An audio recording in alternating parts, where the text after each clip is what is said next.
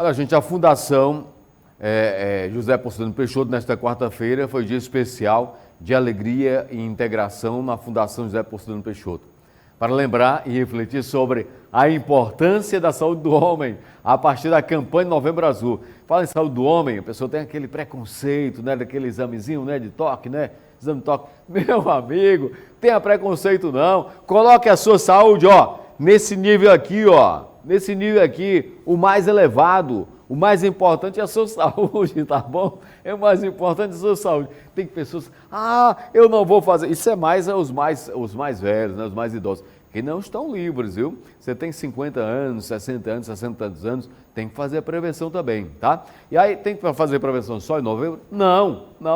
É o ano todo. Só que novembro chama a atenção da sociedade pelo problema. E os idosos poderão participar também de reflexões acerca da importância da prevenção do câncer de próstata. Acompanhe aí, ó.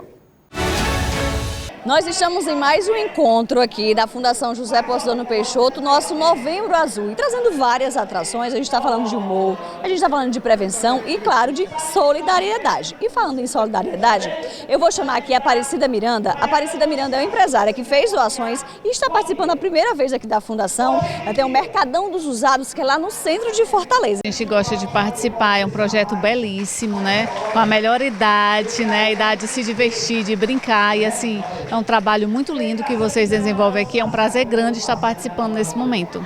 E onde fica? Já vamos passar os endereços, o Mercadão dos Usados, que fica no centro de Fortaleza. Isso, o Mercadão dos Usados ele fica na Clarindo de Queiroz, 1486. Ele atua em toda essa área gastronômica, de equipamentos para pizzaria, lanchonetes, padarias, usados, revisados, com garantia.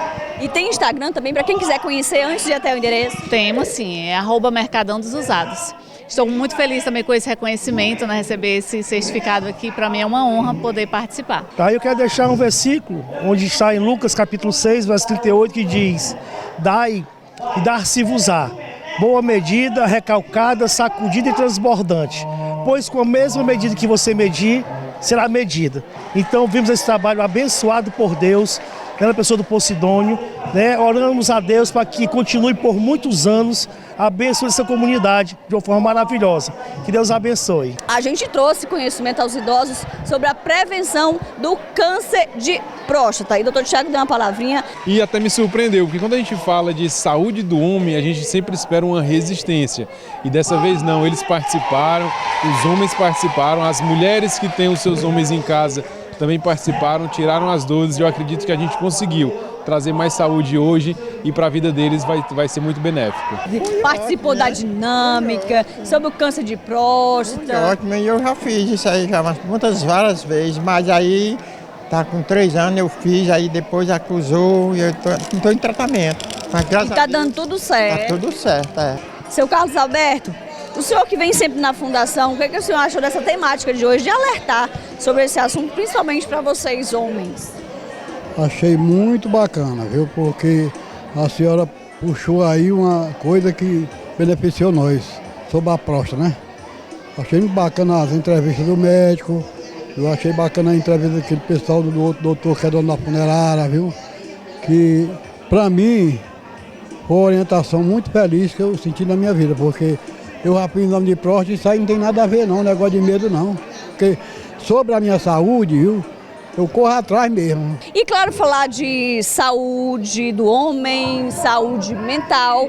Ele voltou para nossa fundação, o psicólogo Amaury Júnior. Com certeza é um enorme prazer estar retornando essa casa maravilhosa com os idosos, que eu adoro lidar com eles e falar sobre a questão do câncer de próstata é fundamental. Por quê? Porque a saúde mental também é prejudicial quando se trata do idoso que não quer fazer o tratamento correto e sofre com isso. Então, saúde mental e saúde física tem que estar associado. uma associação, uma fundação como essa não atua sozinha e tem parcerias que vão chegando mensalmente. Eu estou aqui lá das lindas meninas do grupo preferencial do Autoescola. Eles fizeram doações e aí, claro, você vai conhecer, já coloca aí no Instagram, grupo preferencial. Vou falar um pouquinho sobre o que você achou da fundação e, claro, se vocês fazem sempre essas ações sociais. Sim, a Autoescola Preferencial, ela sempre está envolvida em relação aos eventos sociais, que é muito importante para a nossa sociedade, né? Que é uma sociedade muito carente desse afeto, e a Autoescola Preferencial convida você a acompanhar nossas redes sociais, né, acompanhar um pouco do nosso trabalho e conhecer. É a melhor autoescola da região de Fortaleza e metropolitana também. Olha, quem esteve fazendo marmota na fundação esse mês foi ele, Cícero Max. Trouxe um espetáculo novo, né, Cícero? Obrigado, Rosângela. A gente está na luta como sempre, né? E fazendo o povo sorrir, que é melhor, né? Muitos fazem o povo chorar, né? E a gente procura trazer alegria pro povo. Mesmo muito embora às vezes a gente tá meio triste, tudinho, mas quando a gente entra num palco para transmitir alegria pro povo, a gente também tem um retorno, carinho do povo, e a gente fica de coração aberto, mente flutuando, e agradecer também a fundação que abriu esse espaço pra gente. E aí, deixa as redes sociais. Redes sociais é só botar lá, Marmota Max, né? @hotmail.com, que você encontra a gente lá. Só colocar lá, onde tiver um caba feio, certo? Pode empurrar o dedo, e por falar empurrar o dedo, hoje nós estamos aqui, né, para transmitir para você se prevenir, certo? Fazer aquele famoso toquezinho lá. Os homens às vezes tem aquele meio ansioso, né, não sei o quê. Só tem um perigo, negada. É você fazer e você se apaixonar pelo doutor, só isso. Rosângela, você vê aqui a alegria minha quando eu chego todo mês, um bocado de idoso, terceira idade. Tá aqui hoje participando do nosso show de talento, show de música, de dança. E é um prazer para mim fazer parte desse grupo da TV Metrópole, junto com você, Rosana Bandeira, com os meninos, e realizar um sonho, cestas básicas, alimento para eles, merenda, sopa. Isso é realidade, eles já vêm contando o dia para chegar aqui. E é bom você participar com eles. Esse grande evento é um grande evento, grande realização. Então, os nossos parceiros que teve aqui hoje, o Cláudio Rocha do som, a Sônia de Paula, a empresa, a Autoescola Preferencial, né? E também o Mercadão dos Usados, a sorveteria, né, da Hora, todo esse pessoal que são colaboradores, que ajudam direto a Aspra, que ajudam direto a gente, para a gente ter um orgulho, a gente ter esses patrocinadores, ajudar a gente. Então, você que é patrocinador, quer ajudar a Fundação José Poço, venha para a TV Metrópole, procura a Rosana e procura o Ronaldo, a doutora Lucilene, as portas estão abertas. É com muita alegria que estou aqui mais uma vez na Fundação José Poço Peixoto, onde a gente tem uma excelente parceria, também trazendo o projeto Sopa Amiga para cá, para os familiares, senhoras e senhores aqui da Fundação. Todos os meses nós nos programamos para vir aqui juntos fazer a grande diferença, porque sozinho ninguém faz nada, mas de mãos dadas, várias pessoas, cada um fazendo um pouquinho. Portanto, eu convido você a vir conhecer esse projeto aqui da Fundação José Poço Peixoto. E nós continuamos aqui com os nossos convidados desse mês, Sônia Paula, que sempre está na Fundação, fazendo as doações dela. Só o sorriso dela já é uma doação, que você é uma forma também de vocês doar. Você escutar um pouquinho, sentar para conversar, isso é uma forma de se doar também, né, Sônia Paula? E a reunião hoje está maravilhosa. Maravilhosa, e olha, tem muitos voluntários, é isso que a gente sempre procura, né, buscar através também aqui do veículo de comunicação da TV Metrópole, que são voluntários, profissionais que queiram vir para fazer uma palestra, para doar um pouco do seu conhecimento para essas pessoas, para esses idosos, para as pessoas maravilhosas que estão aqui hoje. E mais uma vez agradecendo e parabenizando a Fundação José Poço Peixoto por estar aí sempre trazendo novidades para esse grupo de idosos que tem aqui, e parabenizando a Rosana Bandeira também, que a Rosana Bandeira é uma pessoa que se doa completamente aqui para a Fundação, tanto que, aproveitando aqui eles, né, eles amam a Rosana, quando ela entra todo mundo bate palma, menina, é super estar aqui. Então, Faça parte você também dessa ação maravilhosa, fazer o bem sem olhar a quem. E aí eu já deixo aqui o convite, encerrando esse nosso encontro, para o próximo dia 19 de dezembro, a nossa festa de Natal, se Deus quiser. Até lá, beijos! Olha, gente, atenção, essa semana o governador Elmano mandou para a Assembleia Legislativa um projeto de lei que muito interessa ao servidor público estadual. O que é isso? As famílias que têm um parente com deficiência física, tem um problema, que necessita do acompanhamento, vão ter um tempo maior para acompanhar o seu parente, que pode ser um filho, o pai, a mãe, o esposo, a esposa. Acompanhe, é muito interessante e interessa muito ao servidor público estadual. Acompanhe o que disse o governador. Vamos lá. Olá, muito bom dia, querido povo cearense. Eu tenho hoje aqui uma notícia que considero muito importante, especialmente para os nossos servidores, servidoras públicas, que é o envio de uma mensagem para a Assembleia Legislativa no que diz respeito a direito do servidor e da servidora.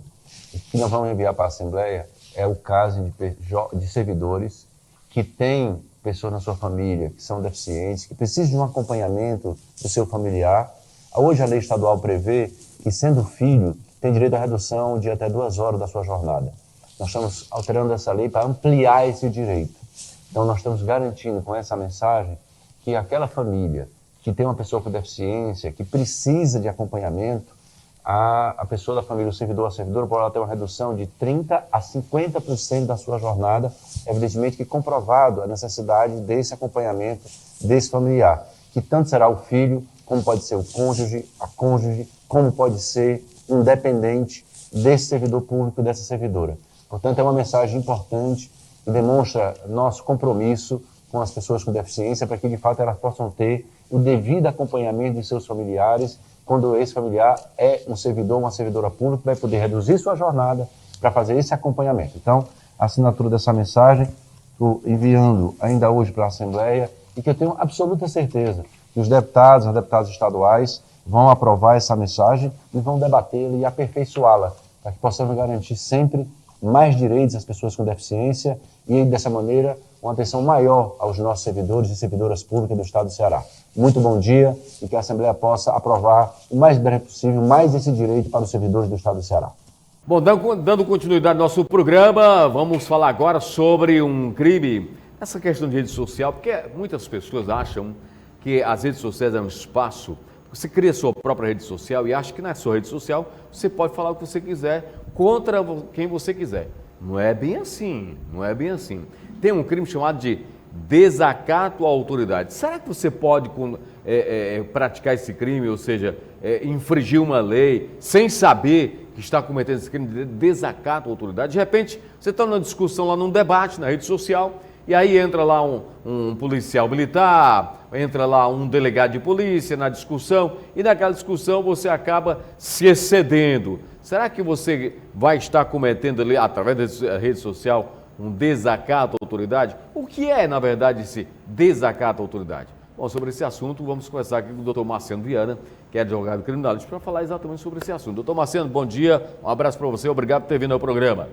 Bom dia, Marcos, bom dia a todos os telespectadores aí da Grande Jurema, de Caucaia, do Ceará, do Brasil inteiro, né? Para mim é uma enorme satisfação estar aqui de volta, né? E falar sobre esse tema que é tão importante, né, na nossa sociedade. Estamos aqui para sanar as dúvidas que forem possíveis para a gente. Muito bem, doutor Marciano. Rapaz, primeiramente saber de você, o que é esse crime de desacato à autoridade? A gente levanta essa questão, porque nas redes sociais há muitos debates, a questão ideológica, a questão política, as pessoas ficam muito acerradas nas discussões. Primeiramente, o que é? Como se tipifica o desacato à autoridade, doutor Marciano?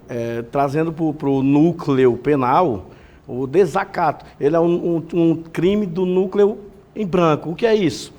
É o verbo desacatar. Mas hoje ainda não temos essa batida do que é o desacatar, né, de verdade. Então, temos correntes contrárias, né, o que seria realmente o desacato.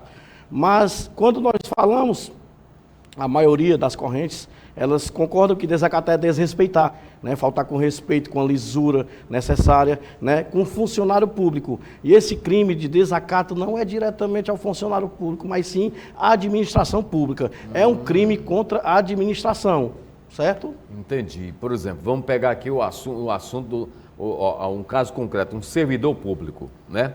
Um servidor público que está desempenhando uma função pública em nome de um órgão público. Então, no momento que você atinge o servidor público, você não está atingindo somente a pessoa, está atingindo a administração pública, que naquele momento ele é o representante do Estado.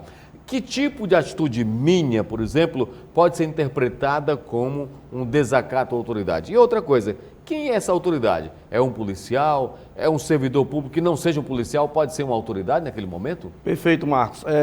O que seria configurado como desacato é, como eu falei, é o próprio desrespeito. Sim. Você gritar, faltar com a lisura necessária, com a educação, né? E isso não precisa ser através só de palavras, pode ser com gestos. Você pode fazer aquele famoso dedão, né, para a autoridade que está te atendendo aí. Só com gestos. Isso, você entra com cartaz. Fulano configura-se desacato, porque ele está revestido da função pública do Estado ali naquele momento. Entendeu? Então, o desacato ele pode se manifestar de várias formas. Então, o desacato à autoridade, porque toda vez que a gente fala de desacato à autoridade, você só lembra da figura do delegado, do policial militar, do promotor de justiça, sempre a área ligada aí à área criminal, à área de segurança pública. E pode ser, por exemplo, um médico, por exemplo, pode ser uma autoridade a ser desacatada, por exemplo, se você for desrespeitar um médico ou um enfermeiro, um técnico de enfermagem num hospital público, ele é uma autoridade naquele momento? Boa pergunta.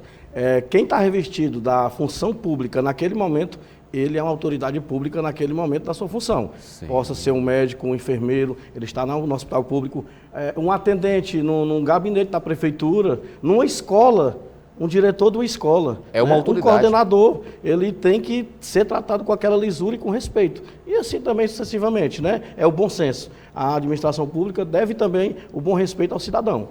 Legal demais. Olha, gente, então mais uma coisa que a gente aprendeu aí, ó. Quando falar em desacato à autoridade, essa autoridade não é só o policial, não é só o delegado, não é só a área de segurança pública, não. É em qualquer área do serviço público. Aquele que está revestido de um cargo público, naquele momento desempenhando uma função, é uma autoridade. Pode ser um atendente, né?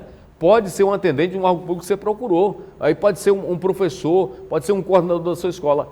É uma autoridade. E se você desrespeitá-lo, você pode ser processado por desacato à autoridade. E a pena, doutor, ao desacato à autoridade? Pronto, a pena do desacato vai de 6 meses a 2 anos de detenção, né? É uma pena que não chega no campo da reclusão, fica na detenção. Qual é a diferença entre reclusão e detenção? A reclusão é a prisão, né? Que culmina com a prisão. Porém, na hora do flagrante ele vai ser preso, sim. Preso em flagrante por ter cometido o delito de desacato, lá ele vai pagar a fiança, vai se livrar livre, mas o processo vai continuar. E é importante destacar isso aqui, que esse processo ele vai lá para o GCRIM, Juizado Especial Criminal, porque a pena chega somente a 2 anos. Então, assim, para um cidadão de bem, que ele não responde a crime nenhum, não é interessante ele sujar a ficha dele, porque faltou com respeito à administração pública, né? É o conselho que eu dou aqui aos cidadãos, de um modo geral. Doutor Marcelo, a gente falou da questão do desacato à autoridade na questão presencial. Falamos o que é o desacato à autoridade, que tipo de atitude você cometer se configura como desacato à autoridade, e quem é essa autoridade. Agora ele pergunta, e no espaço virtual? Nas redes sociais, né? O desacato à autoridade também acontece? Pronto, Marcos, é uma boa pergunta.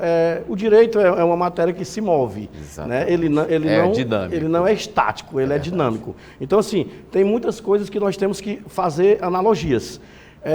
Para que aconteça, para que se configure o crime de desacato, ele precisa da presença ali do funcionário público, tá certo? Então, assim, se eu estou num site aí, o Marcos Lima, vamos dizer que você é um policial, um médico, o Marcos Lima, aquele cara lá, não sei o quê.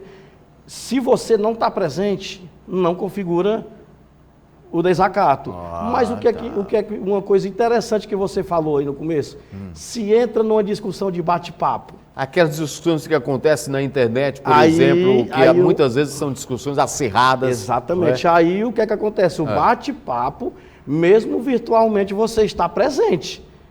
Então, no bate-papo, se há se você ofender a honra da pessoa. Não da pessoa, da administração, em virtude da função que ela exerce. Tem que ter essa configuração, tem que ter essa contextualização. Não é porque é um juiz de direito que eu não posso ofender, se eu ofender o juiz de direito, vai ser desacato. Nem sempre. Nem sempre, né? Nem sempre. Se o juiz de direito está na praia e ele é ofendido, né, em função de outra coisa que não seja a função dele, vai ser qualquer outro tipo de crime. Cidadão, como se fosse qualquer outro cidadão. Não desacato a autoridade. Normalmente ali, bem os crimes isso, contra a honra. Né? Para que seja desacato, tem que ser em virtude da função dele, certo?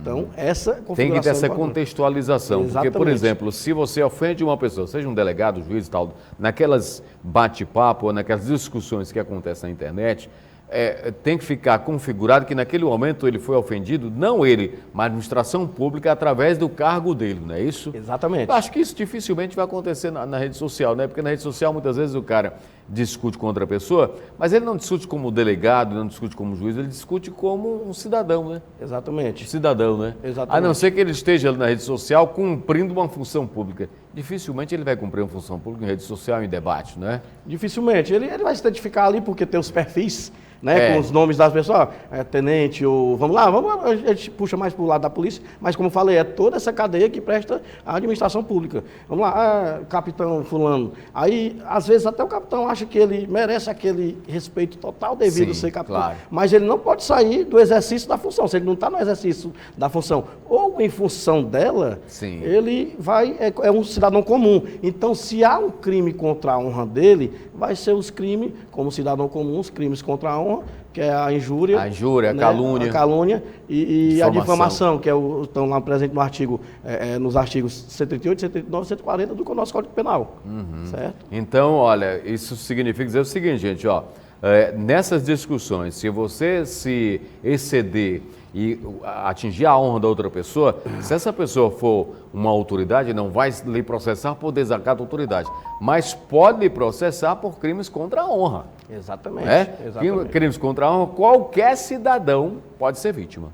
Exatamente. Crimes contra a difamação, a calúnia e a injúria, esses três tipos de crime, qualquer um pode ser vítima. Então, muito cuidado com a rede social. A gente levanta essa questão porque a gente vê muito essa questão. Quando, da semana passada para cá, a questão aí as investigações da Polícia Federal, negócio do golpismo, tem golpe, não golpe, teve golpe, não tem, tentativa de golpe e tal, discussões em torno disso aí levanta mais aquela polarização e a gente viu que na internet está uma discussão imensa e muitas vezes nessas discussões as pessoas se excedem.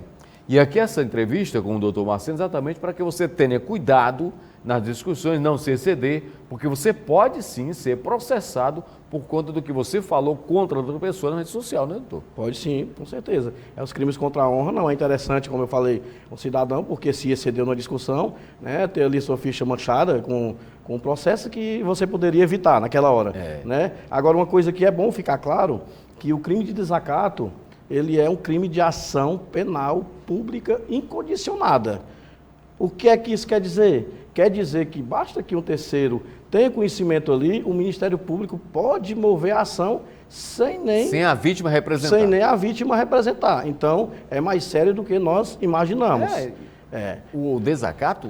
É um crime de ação penal pública incondicionada à representação da vítima. Poxa, eu não sabia. É incondicionada. Enquanto os crimes contra a honra, ele é um crime de ação privada. A pessoa precisa representar. Representar, contrata um advogado, faz a queixa crimine, né, que é a peça fundamental para que você represente contra essa pessoa. Enquanto lá o funcionário público desacato no exercício da sua função, uma em razão dela, não precisa ele representar. O Ministério Público tem o poder de já representar contra esse cidadão que infringiu, né, esse artigo. E as redes sociais tem um outro detalhe também, gente. Ó, se você discutir com uma pessoa e tiver só você e ela, essa pessoa não for presenciada por ninguém, o que você falou contra outra pessoa, ela vai ter que provar, se ela lhe processar, vai ter que provar na justiça que você falou.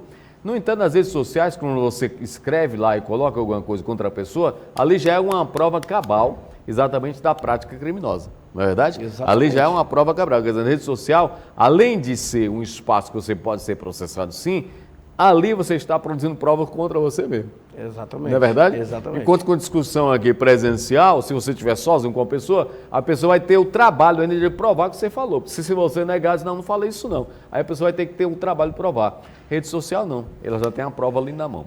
Exatamente. Então, muito cuidado. Exatamente. O que você faz em rede social, você tem que ter muito cuidado, como você disse. Ali tem milhares, centenas de milhares de telespectadores. Ali que são testemunhas ali, né, do que você está falando. Então, muito cuidado nessa hora, na rede social. Doutor Marciano, prazer tê-lo aqui no programa. Bom dia para você. Obrigado aí por sua entrevista. O prazer é meu, o Marcos está aqui mais uma vez, muita alegria, né? Estava até ali sentado agora pensando, né? Rapaz, eu era criança, né, menina, assistindo o Marcos Lima ali nos programas policiais, e hoje está aqui, para mim é uma honra muito grande, né? Uma pessoa que veio de família simples, família pobre mesmo, digamos assim, família simples. Sim, meu pai era operário. E está aqui hoje também, eu sou filho de pessoas muito simples, né? E para mim é uma honra muito grande estar aqui mais uma vez. Parabéns pela sua trajetória. Espero ter mais oportunidades aqui. Essa TV, a TV Metrópole, está dando essa oportunidade para as pessoas. E parabéns pelo trabalho de uma maneira geral. Muito obrigado. Bom dia a todos. Sucesso para você, meu irmão. Olha, gente, falar para você, o empresário Fernando Oliveira Lima, conhecido como Fernandinho OIG, negou ser dono do Tigrinho. Essa coisa do Tigrinho, né, que está aí sendo uma dor de cabeça muito grande no Brasil. Ele compareceu à CPI das bets com um habeas corpus para não ser preso, concedido pela ministra Carmen Lúcia, do Supremo Tribunal Federal, garantindo o direito ao silêncio.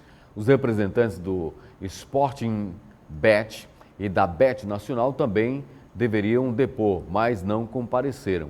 Essa história lá no Senado, por conta das bets, né? Por conta das bets estão sendo chamados a depor, porque essas bets têm sido um problema muito sério. Por quê? Porque pessoas estão sendo, estão se viciando, como você diz, meu Deus do céu, estão adoecendo por conta de jogos online, esses jogos que são os verdadeiros cassinos online. E isso é um problema social de saúde pública, um problema de saúde pública. Por isso o Senado está debatendo e chamando essas pessoas. Esse Tigrinho, né, é um dos principais que tem tomado o dinheiro da população, porque as pessoas pensam em ganhar um dinheirinho lá e sempre perdem, porque lá as apostas é para perder mesmo. E as pessoas não tomaram conhecimento disso ainda, não tomaram consciência, acham que vão pagar uma dívida e contrariam outra dívida. Então acompanhe que essa matéria do Senado está muito interessante aí. O CEO da empresa One Internet Group, Fernando Oliveira Lima, depôs a CPI das bets. Ele compareceu com um habeas corpus concedido pela ministra Carmen Lúcia, do Supremo Tribunal Federal, dando direito ao convocado de se manter em silêncio. Mas Fernando se dispôs a responder às perguntas. Apontado por possível ligação com o jogo do Tigrinho de apostas online, ele negou qualquer envolvimento com o jogo. Eu não sou o dono do Tigrinho. Até depois dessa narrativa que foi colocada na mídia, em tudo, reforcei minha equipe de segurança e tudo, porque eu não posso pagar pelo dono do Tigrinho. Eu não sou o dono do Tigrinho, quero deixar bem claro para vocês. Eu comecei a prestar serviço na empresa de aposta como qualquer outro vínculo de mídia no Brasil, como as TVs, rádios, todos os vínculos de mídia. Então, eu comecei a prestar serviço, exibindo mídias de bets dentro dos meus aplicativos.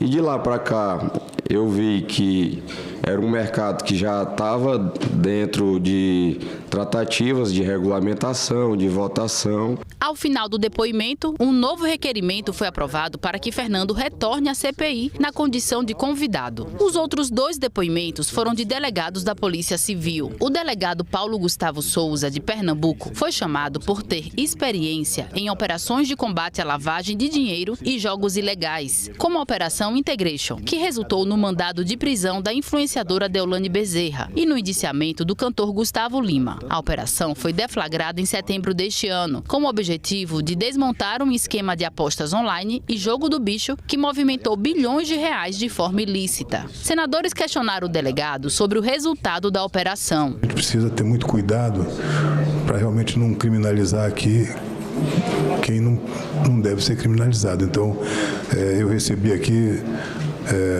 senadores, senadoras, a última manifestação desse inquérito pelo Ministério Público é pelo arquivamento das bets, jogos de possibilidade aleatória, e está em aberto a questão do jogo do bicho, que também está dentro do escopo do inquérito que Vossa Excelência preside, né?